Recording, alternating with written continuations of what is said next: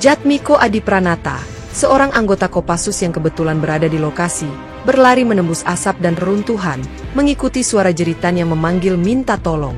Kombes Rahardian Setiawan, yang seharusnya memimpin pengamanan, justru berdiri terpaku, wajahnya pucat pasi sebelum akhirnya memilih mundur. Anindita Larasati, seorang jurnalis investigasi, datang dengan penuh rasa ingin tahu, namun langkahnya semakin berat ketika ia menemukan sesuatu yang seharusnya tak pernah terlihat.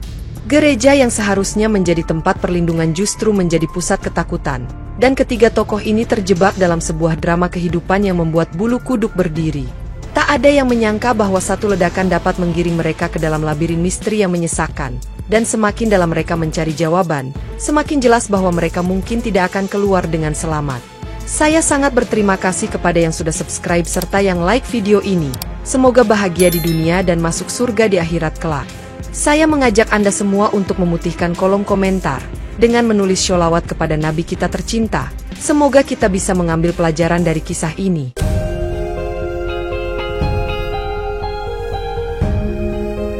Gereja Santo Damian, yang biasanya sunyi di tengah malam, tiba-tiba diguncang oleh ledakan dahsyat yang meruntuhkan kaca jendela, menyemburkan api ke udara, dan melemparkan puing-puing ke jalanan di sekitarnya.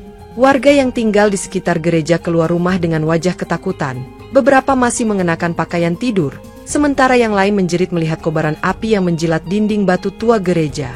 Tak lama berselang, deru sirene polisi menggema di kejauhan, tetapi saat petugas tiba di lokasi, mereka tidak segera bertindak dan justru saling berpandangan dengan ekspresi ragu.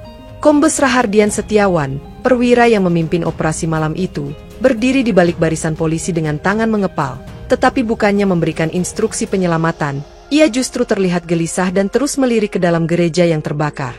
Di tengah kekacauan itu, Jatmiko Adipranata, seorang anggota Kopassus yang kebetulan berada di warung kopi seberang jalan, berdiri dengan rahang mengeras saat melihat polisi hanya bergerak setengah hati. "Kenapa tidak ada yang masuk? Ada orang di dalam," serunya. Tetapi tak satupun petugas yang berada di garis polisi tampak ingin maju. Tak butuh waktu lama bagi Jatmiko untuk mengambil keputusan, karena begitu ia melihat siluet seseorang yang terhuyung-huyung di balik jendela yang pecah, ia langsung menerobos garis polisi dan berlari menuju gereja.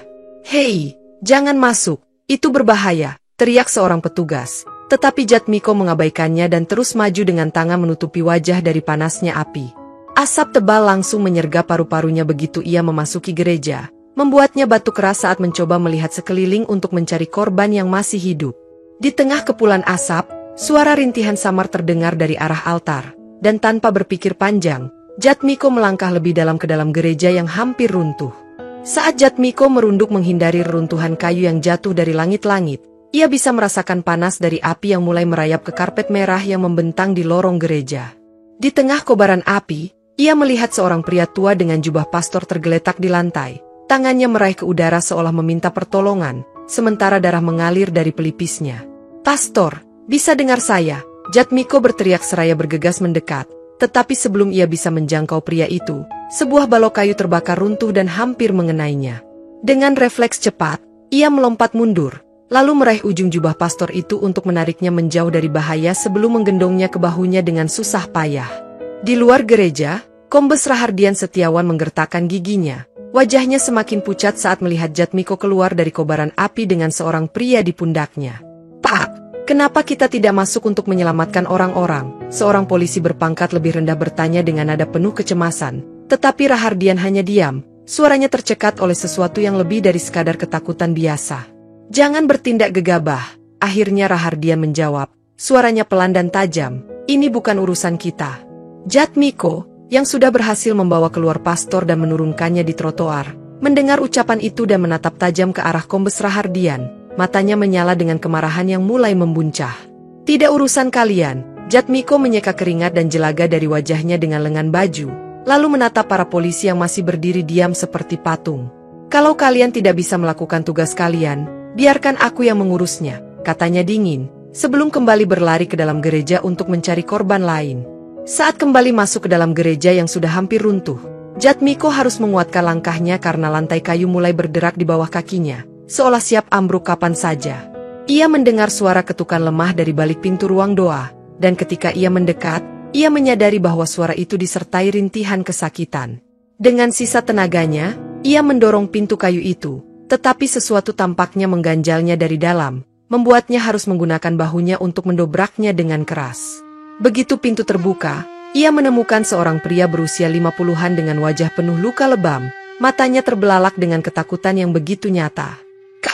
Kau harus pergi, suara pria itu bergetar, sementara tubuhnya terhuyung ke belakang, seolah keberadaan Jatmiko justru membuatnya semakin takut. Aku di sini untuk menolong, ayo keluar sebelum semuanya runtuh, Jatmiko berkata cepat, tetapi pria itu justru mencengkeram lengannya dengan tenaga yang mengejutkan. Tidak, mereka akan kembali, mereka akan membunuh kita semua, bisiknya dengan nada yang begitu parau, membuat Jatmiko merasakan rasa dingin menjalar di punggungnya meskipun udara di sekitar mereka begitu panas oleh api. Sebelum ia sempat bertanya lebih lanjut, sebuah ledakan kecil terjadi di sisi lain gereja, menyebabkan reruntuhan jatuh dan membuat ruangan semakin dipenuhi asap. Dengan cepat, Jatmiko meraih pria itu dan menyeretnya keluar, meskipun pria itu terus menggigil dan berbisik ketakutan, seolah ada sesuatu yang jauh lebih mengerikan daripada kebakaran itu sendiri. Namun, sebelum pria itu benar-benar pingsan di bahunya, satu kalimat terakhir meluncur dari bibirnya dengan nada yang hampir tak terdengar. Ini bukan kecelakaan, mereka datang untuk, lalu ia terdiam. Jatmiko menyerahkan pria yang pingsan itu ke para medis, tetapi sebelum ia sempat bertanya lebih jauh, seorang petugas medis tiba-tiba menariknya menjauh dan berbisik dengan cemas. Tuan, kami tidak menemukan data siapapun atas nama pria ini, dan lebih aneh lagi, tidak ada seorang pun yang melaporkan kehilangan anggota gereja malam ini, katanya sambil melirik sekeliling. Jatmiko mengerutkan dahi, tetapi sebelum ia bisa menjawab, Anindita Larasati, seorang jurnalis investigasi, mendekatinya dengan kamera tergantung di lehernya. Saya melihat Anda masuk ke dalam gereja tadi, dan saya yakin polisi tidak senang dengan itu, katanya sambil melirik ke arah Kombes Rahardian yang masih berdiri diam di belakang garis polisi. Aku tidak peduli, Jatmiko menjawab singkat. Tetapi sebelum ia bisa mengatakan lebih banyak, seorang polisi mendekati mereka dengan ekspresi tegang. Bapak harus ikut kami, katanya tegas. Sementara dua petugas lainnya sudah menunggu di dekat mobil patroli. Dengan alasan apa? Tanya Jatmiko tajam, tetapi polisi itu hanya menatap dingin sebelum berkata, ini perintah atasan. Saat kembali ke lokasi gereja yang sudah dipagari oleh polisi, Jatmiko memperhatikan sesuatu yang tidak beres, terutama pada bagian reruntuhan di sisi kiri bangunan yang tampaknya runtuh tidak secara alami. Dengan hati-hati, ia berjalan di antara pecahan kaca dan serpihan kayu yang berserakan, lalu matanya tertuju pada sepotong logam berwarna keperakan yang setengah terkubur di antara debu dan abu. Ia mengambil benda itu dengan ujung jarinya, lalu meniup debu yang menutupi permukaannya, dan di bawah cahaya lampu jalan, ia melihat ukiran angka dan huruf yang mengindikasikan bahwa itu adalah bagian dari detonator buatan militer. Merasa menemukan sesuatu yang penting, Jatmiko bergegas mendekati salah satu petugas yang berjaga dan menyerahkan benda itu, berharap penyelidikan lebih lanjut bisa dilakukan. Namun, ketika Kombes Rahardian tiba dan melihat bukti itu, ekspresi wajahnya berubah tegang, dan dengan suara datar, ia berkata, kami akan menangani ini dengan tim khusus, kau tak perlu ikut campur. Jatmiko menatapnya dengan curiga, tetapi sebelum ia bisa membantah, seorang petugas datang dan langsung mengambil bukti itu tanpa memberikan tanda terima atau mencatatnya dalam laporan. Merasa ada yang tidak beres, Jatmiko memutuskan untuk diam sementara dan meninggalkan lokasi. Tetapi sebelum ia pergi, ia sempat melihat dua pria berpakaian sipil yang berbicara dengan Rahardian di sudut jalan dengan ekspresi mencurigakan. Malam itu juga, ketika ia mencoba menghubungi seorang rekannya di kepolisian untuk menanyakan perkembangan penyelidikan, ia diberitahu bahwa tidak ada bukti peledak yang ditemukan di lokasi ledakan. Keesokan paginya, saat ia kembali ke gereja untuk memastikan, ia mendapati seluruh area sudah bersih. Tidak ada puing-puing, tidak ada garis polisi, seolah-olah tidak pernah terjadi ledakan di sana. Jatmiko merasakan amarahnya memuncak, tetapi ia tahu bahwa berhadapan langsung dengan orang-orang ini tanpa rencana hanya akan membuatnya menjadi target berikutnya.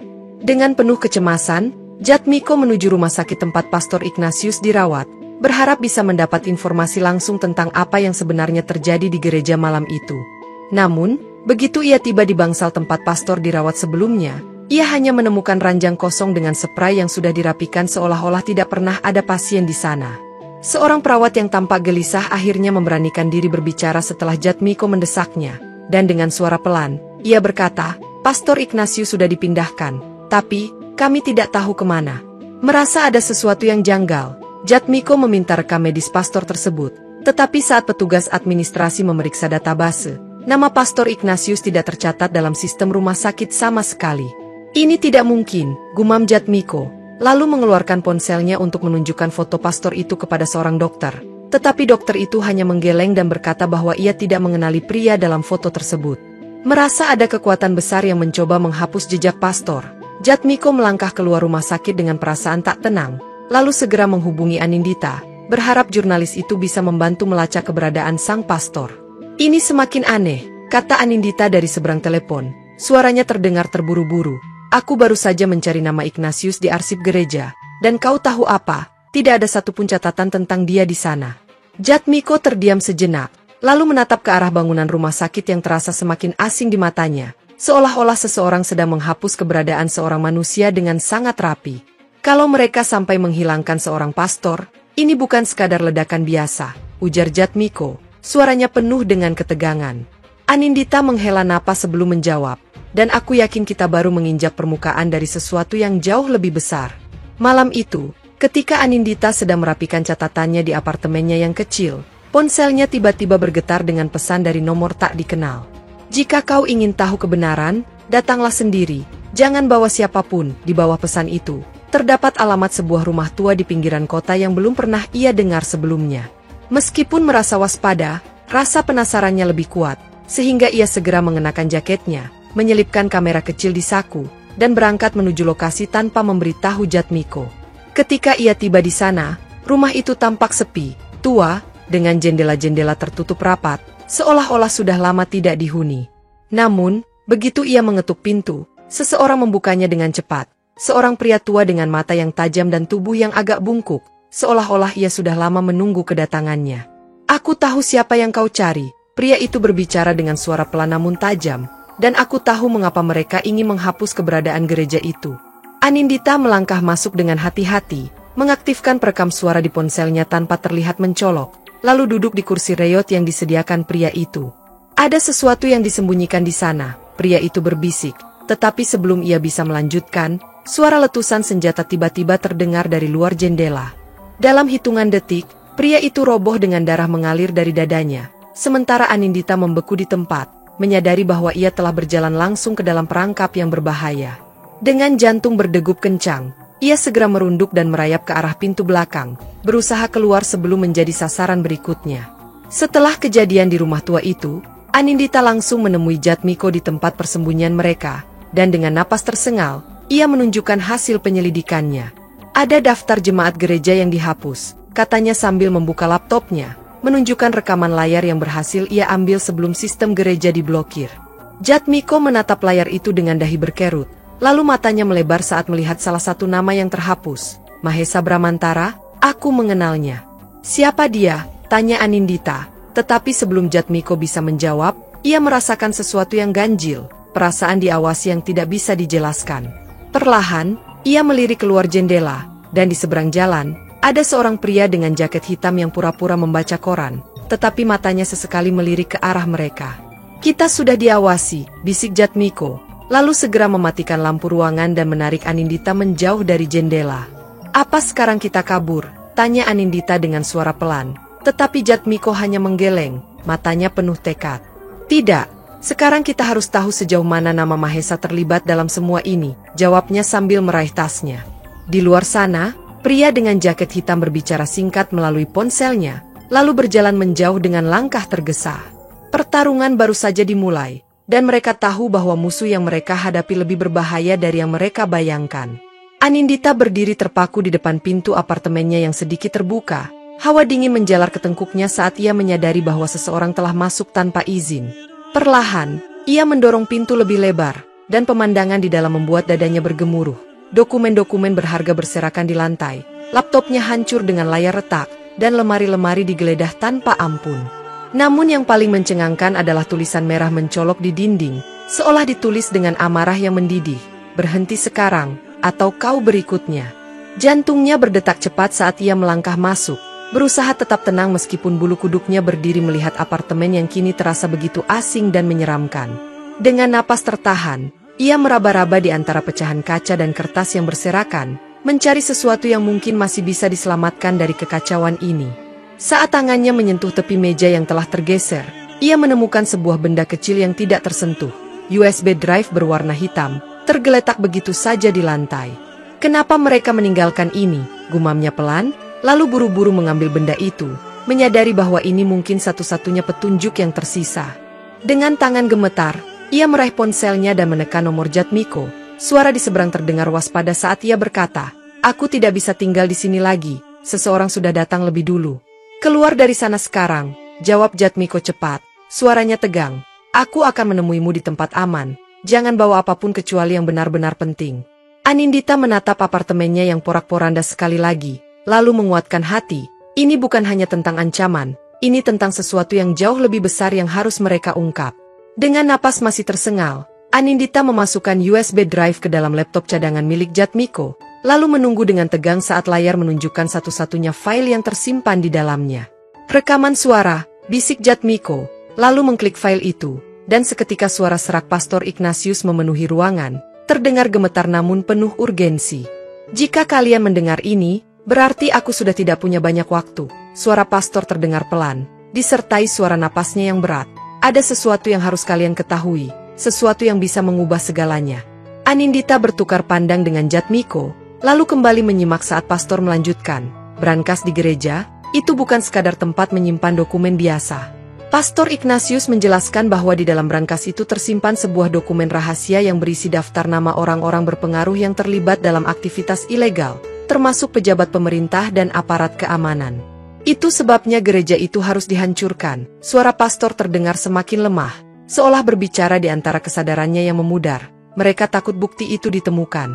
Jatmiko mengepalkan tangannya, matanya dipenuhi amarah yang tertahan. Jadi ledakan itu bukan kecelakaan, ini pembersihan. Dan sekarang mereka mengincar siapapun yang berusaha menggali kebenaran, tambah Anindita dengan suara pelan, merasa dingin menjalar di tubuhnya. Rekaman terhenti di tengah suara gemerisik yang tidak jelas, lalu hening, menyisakan ketegangan yang menggantung di antara mereka berdua. "Kita harus kembali ke gereja," kata Jatmiko akhirnya. Suaranya mantap, sebelum mereka menyingkirkan semua jejak yang tersisa. Malam itu, saat Jatmiko dan Anindita sedang merapikan barang-barang mereka untuk berpindah tempat, suara langkah kaki di luar rumah mereka terdengar semakin mendekat. Jatmiko langsung meraih pistolnya dan mengisyaratkan Anindita untuk mundur ke belakang. Napasnya tertahan saat ia melihat dua bayangan bergerak cepat menuju pintu. Dalam hitungan detik, suara kaca pecah mengiringi teriakan seseorang, dan tanpa ragu, Jatmiko menembak ke arah pria bertopeng yang menerobos masuk dengan senjata terangkat. Anindita, dengan refleks cepat, langsung berlari menuju pintu belakang, namun suara tembakan kembali terdengar, membuatnya menahan napas sejenak sebelum berhasil mencapai mobil yang terparkir di gang kecil. "Masuk!" teriak Jatmiko saat ia melompat ke kursi pengemudi, sementara Anindita segera menutup pintu dan melihat ke kaca spion. Dua pria lain berlari mengejar mereka dengan pistol terarah. Ban mobil berdecit keras saat Jatmiko menekan pedal gas, membawa mereka melesat ke jalanan malam dengan kecepatan tinggi. Namun, baru beberapa meter berlalu, lampu sorot dari belakang menerangi mereka. Sebuah mobil hitam tanpa plat nomor mulai mengikuti dengan kecepatan yang sama. "Mereka tidak akan membiarkan kita pergi begitu saja," gumam Anindita, sementara Jatmiko memperhitungkan jalan tercepat untuk menghilangkan jejak. Dengan cekatan, ia membelok tajam ke gang sempit, berharap bisa mengguncang pengejar, namun mobil hitam itu tetap menempel, seolah mereka sudah tahu kemana mereka akan pergi. "Kita harus cari tempat bersembunyi," ujar Jatmiko, sementara Anindita menggenggam kursinya erat. Kejaran ini belum berakhir, dan mereka tahu bahaya hanya tinggal beberapa detik di belakang mereka. Setelah berhasil menghindari pengejar, Jatmiko dan Anindita bersembunyi di sebuah gedung tua sebelum akhirnya kembali ke gereja yang kini sunyi dalam gelap malam. Mereka melewati garis polisi yang sudah mulai pudar, lalu memasuki bangunan yang setengah hancur, menyusuri reruntuhan dengan hati-hati sambil mencari sesuatu yang masih tersisa. "Pastor bilang brankas itu ada di bawah altar," bisik Anindita, sementara Jatmiko menyingkirkan beberapa pecahan batu yang menutupi lantai. Setelah beberapa menit mencari, tangan Jatmiko akhirnya merasakan sesuatu. Sebuah pegangan besi yang tertanam di lantai marmer, tersembunyi di bawah debu dan pecahan kayu. Dengan usaha keras, mereka berhasil membuka penutupnya, dan di dalamnya terlihat brankas baja besar yang meskipun tergores oleh ledakan, masih utuh dengan kombinasi yang belum terganggu. Anindita dengan cepat mengeluarkan senter dari tasnya dan menerangi bagian depannya. Mata mereka membulat saat melihat logo sebuah institusi yang tidak asing bagi mereka. Ini bukan brankas biasa, gumam Jatmiko. Tangannya bergerak cepat mencoba membuka kunci angka yang mulai berkarat. Saat kombinasi terakhir dimasukkan, suara klik terdengar, dan perlahan pintu brankas terbuka, mengungkapkan tumpukan dokumen dan beberapa flash drive di dalamnya. Anindita menarik salah satu map tebal dan membuka isinya. Matanya membelalak saat membaca deretan nama yang tercantum di sana. Ini bisa mengguncang seluruh negeri, bisiknya. Sementara Jatmiko hanya mengangguk dengan ekspresi serius, menyadari bahwa mereka baru saja membuka pintu menuju sesuatu yang jauh lebih besar dari dugaan mereka. Jatmiko dan Anindita duduk di ruangan kecil yang tersembunyi di sebuah bangunan tua, memandangi dokumen-dokumen yang kini terasa lebih berat dari sebelumnya. Kita harus segera mengungkap ini, bisik Anindita. Tetapi sebelum Jatmiko bisa menjawab, ketukan keras di pintu membuat mereka sama-sama menegang. Seorang pria berjas hitam dengan lencana kepolisian berdiri di ambang pintu. Tatapannya dingin saat ia berkata, "Kami butuh dokumen itu, demi keselamatan kalian." Jatmiko memandangnya tajam, tidak bergeming, lalu berkata dengan nada tegas, "Keselamatan kami, atau keselamatan kalian?" Pria itu tidak tersenyum, hanya melirik ke arah Anindita yang mulai menggenggam tas berisi dokumen, lalu berkata pelan, "Kalian tidak tahu betapa berbahayanya ini, percayalah. Lebih baik menyerah sekarang sebelum semuanya terlambat." Anindita merasa jantungnya berdetak lebih cepat, tetapi Jatmiko justru melangkah maju, menatap pria itu dengan penuh ketegasan dan berkata, "Kami akan mencari perlindungan sendiri." Pria itu tidak berusaha menghentikan mereka, hanya menatap dengan ekspresi yang sulit dibaca sebelum berbalik dan berjalan pergi, meninggalkan ruangan dalam keheningan yang mencekam. "Ini bukan lagi sekadar konspirasi," gumam Anindita saat mereka mengemasi barang. "Ini sudah menjadi permainan hidup dan mati." Jatmiko mengangguk, lalu menarik napas dalam. "Kita harus menemukan tempat yang lebih aman, dan lebih penting lagi, kita harus memastikan dokumen ini tidak jatuh ke tangan yang salah." Tanpa membuang waktu, mereka meninggalkan tempat persembunyian mereka, karena mereka tahu setiap detik yang berlalu semakin mempersempit kemungkinan mereka bertahan hidup. Di dalam mobil yang melaju di jalanan gelap, Anindita mencoba menghubungi seorang saksi yang seharusnya memiliki informasi penting, tetapi tidak ada jawaban meskipun ia telah mencoba berkali-kali. "Ini aneh," gumamnya, lalu menatap Jatmiko. "Tadi malam dia masih bisa kita hubungi, kenapa tiba-tiba menghilang?" Jatmiko tidak menjawab, hanya mempercepat laju mobil mereka menuju alamat saksi tersebut, sebuah rumah kecil di pinggiran kota yang kini terlihat sunyi dan mencurigakan. Saat mereka tiba, pintu rumah terbuka sedikit, dan ketika mereka masuk, ruangan dalam keadaan kosong, tidak ada barang-barang pribadi. Tidak ada tanda-tanda perlawanan, seolah-olah pemiliknya telah pergi secara sukarela atau dipaksa. Anindita merasakan bulu kuduknya berdiri, sementara Jatmiko berjalan ke meja yang masih memiliki secangkir kopi dingin, menunjukkan bahwa seseorang masih berada di sini beberapa jam lalu. "Mereka menghilangkan semua saksi," kata Jatmiko dengan suara berat, "dan kalau kita tidak hati-hati, kita bisa jadi berikutnya." Anindita mengepalkan tangannya, lalu menatap Jatmiko dengan penuh tekad. "Kita tidak bisa menunggu lebih lama, kita harus membocorkan sebagian dari dokumen ini ke media." Jatmiko menatapnya sejenak, lalu mengangguk. "Baik, tapi kita harus pintar memilih kepada siapa kita memberikannya." Tanpa membuang waktu, mereka menghubungi seorang jurnalis dari media independen yang memiliki reputasi bersih, mengirimkan sebagian kecil dokumen sebagai permulaan. Malam itu, saat mereka kembali ke tempat persembunyian, perasaan waspada semakin meningkat, karena mereka tahu, setelah ini, tidak ada jalan untuk kembali. Pagi hari, ponsel Anindita bergetar dengan panggilan tanpa nama, dan ketika ia mengangkatnya, suara dingin seorang pria terdengar. "Kau tidak tahu dengan siapa kau berurusan. Jika kau ingin tetap hidup, hentikan sekarang." Ia merasakan tubuhnya menegang, tetapi sebelum bisa merespons, panggilan itu terputus, menyisakan keheningan yang justru semakin menambah ketakutan. "Mereka tahu kita membocorkan dokumen itu," kata Jatmiko sambil mengemasi barang. "Kita harus lebih berhati-hati." Saat mereka masuk ke dalam mobil dan mulai melaju, Anindita masih mencoba mencerna peringatan itu, tetapi tiba-tiba, suara klakson panjang membelah udara. Dari sudut matanya, ia melihat sebuah truk besar melaju dengan kecepatan tinggi dari arah kiri, menuju ke arah mereka tanpa niat mengerem.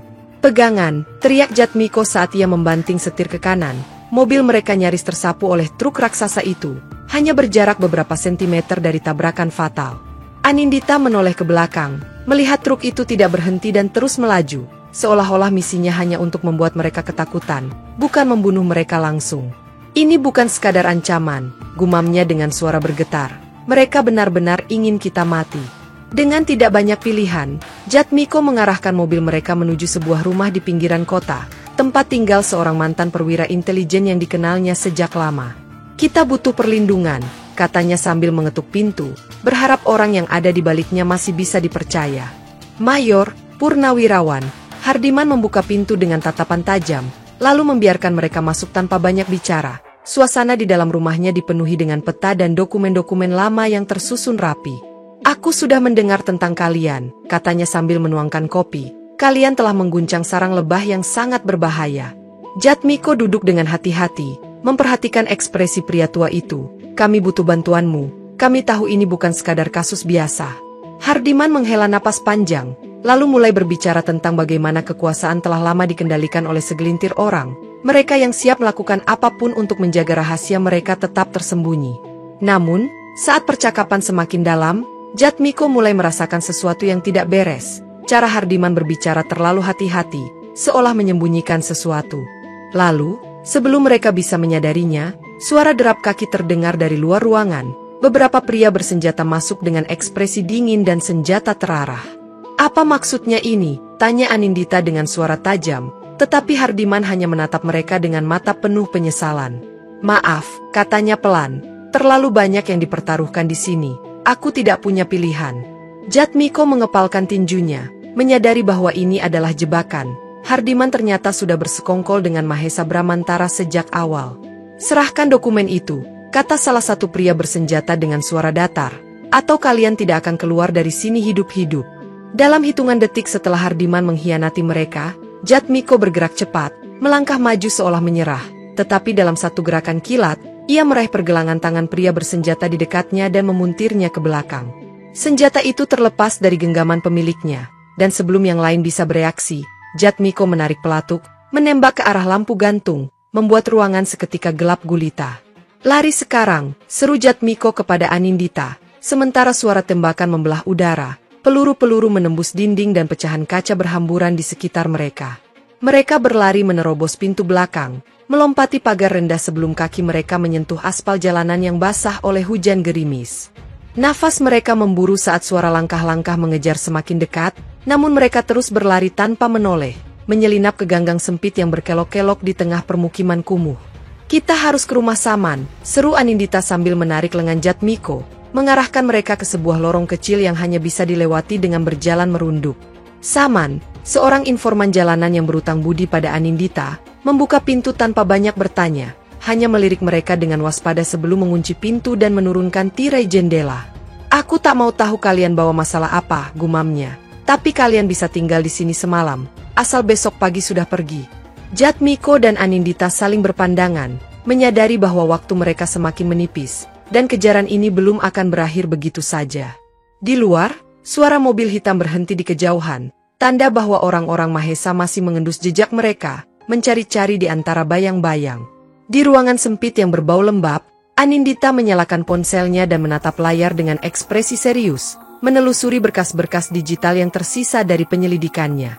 "Aku masih punya ini," katanya pelan sambil menunjukkan sebuah file yang tersimpan di cloud, sebuah rekaman suara Pastor Ignatius yang ia selamatkan sebelum apartemennya dihancurkan. Jatmiko bersandar di dinding, menatapnya dengan ragu. "Kalau kita menyebarkannya, mereka pasti tahu di mana kita berada. Dan kalau kita tidak menyebarkannya, kita hanya menunggu mati dalam gelap," balas Anindita dengan nada tajam. "Kita harus membuat ini tidak bisa dihentikan."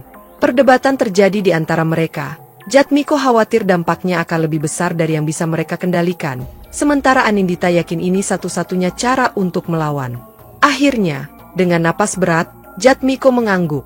"Baik, tapi kita harus melakukannya dengan cara yang membuat mereka tak bisa menghapusnya." Menggunakan koneksi yang aman, mereka menyiarkan rekaman itu secara langsung ke berbagai platform media sosial, memastikan bahwa dalam hitungan menit, informasi itu telah menyebar ke ribuan orang. Dalam rekaman, suara Pastor Ignatius terdengar gemetar saat ia menyebut nama-nama pejabat yang terlibat, membuka skandal yang jauh lebih besar daripada sekadar ledakan gereja. "Sudah terlambat untuk mundur sekarang," gumam Anindita saat melihat jumlah penonton yang terus meningkat, dan di saat yang sama, ia menerima pesan anonim. "Kalian baru saja menandatangani surat kematian kalian."